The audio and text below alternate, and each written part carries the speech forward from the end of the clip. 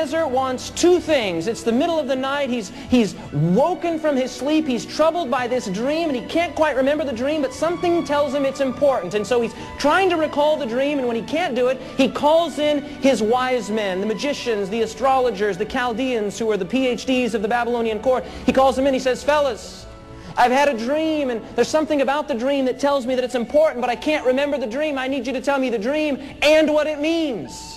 They had probably gone through this before, and they'd probably been woken up in the middle of the night before, and the king had some strange dream because he ate too much before he went to bed, and I had this dream. And they'd say, oh, king, this is what it means. Oh, okay, well, that's good. And they'd go back to sleep, and everything was fine. But tonight was different. He couldn't remember it. He couldn't remember the dream, and so he said, I need to know the dream and the interpretation. They said, hey, listen, you tell us the dream, and we'll give you the interpretation. He said, listen, I don't have it. If you can't give me both the dream and its interpretation, it's going to be over for you.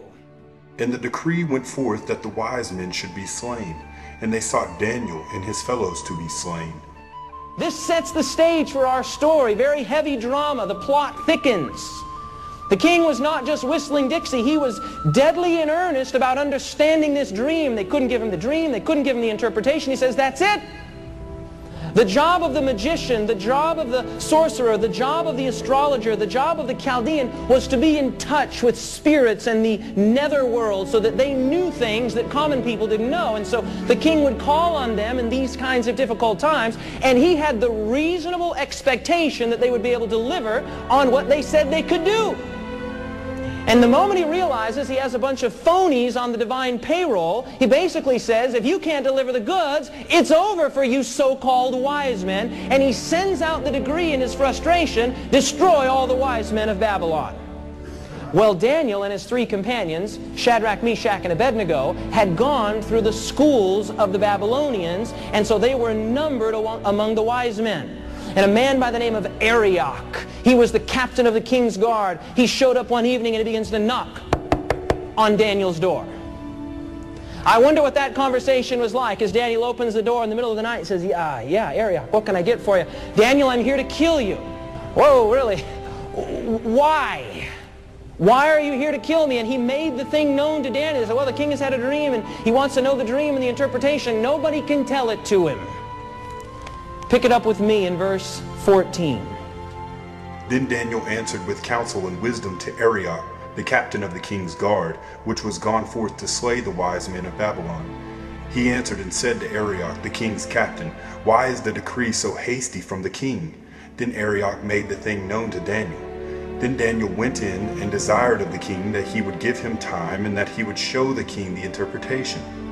Now think about that for just a moment. Daniel goes in before the king. Quick question for you. Does Daniel know the dream at this point? Does Daniel know the interpretation at this point? But Daniel knows the one who knows the dream. He goes in before the king. Do you think that took faith, yes or no? What he basically said is, King, I don't have it now, but I know who does have it, and if you'll give me, what everyone? Time, I can deliver the goods. Well, then Daniel did the same thing that you would do. Then Daniel went to his house and made the thing known to Hananiah, Mishael, and Azariah, his companions, that they would desire mercies of the God of heaven concerning the secret, that Daniel and his fellows should not perish with the rest of the wise men of Babylon. In other words, they went and prayed about it. Isn't that what you'd do? I mean, if your neck was on the line and you knew you had to come up with the goods, you would pray about it.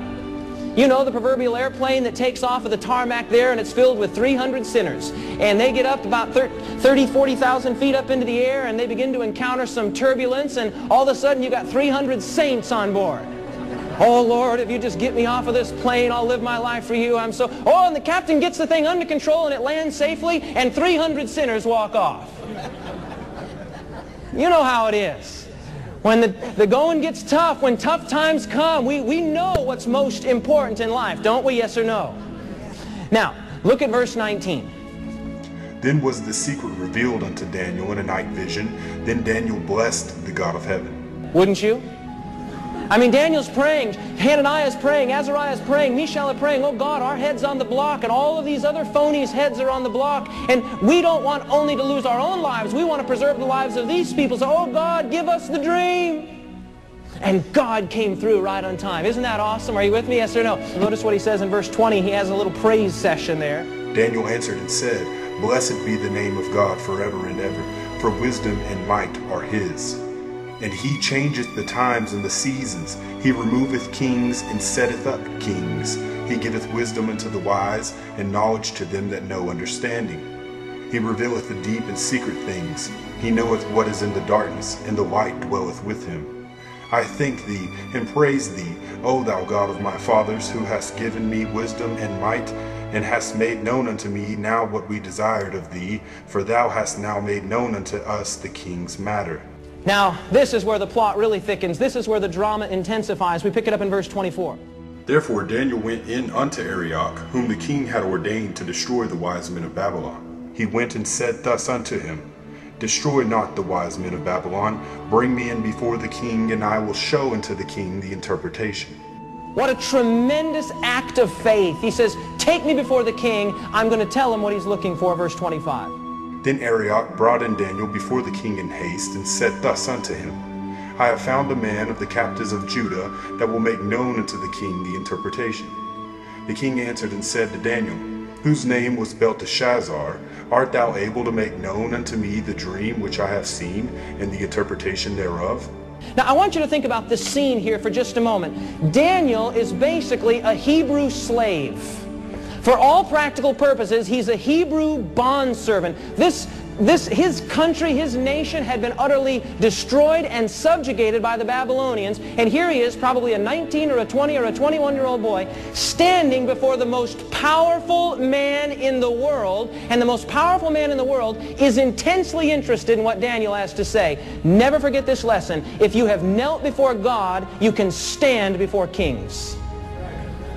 If you have knelt before God with humility, you can stand before kings with confidence. And the king looks at Daniel and says, can you give me the dream? And this would have been a perfect opportunity for Daniel to say, oh yeah, king, I'm the man. I got the goods. I can tell you what it is because I'm so smart.